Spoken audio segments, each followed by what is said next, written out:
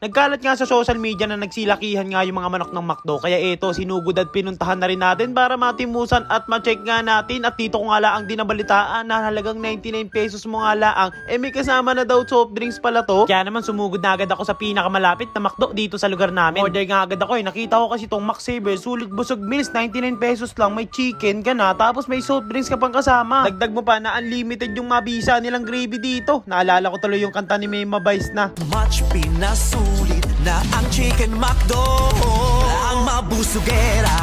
Busugera. Of course, pupunuin natin ng libreng gravy itong plato na to para sa ating Chicken McDo. Pero bago lahat, testing muna natin at crispy check muna tayo.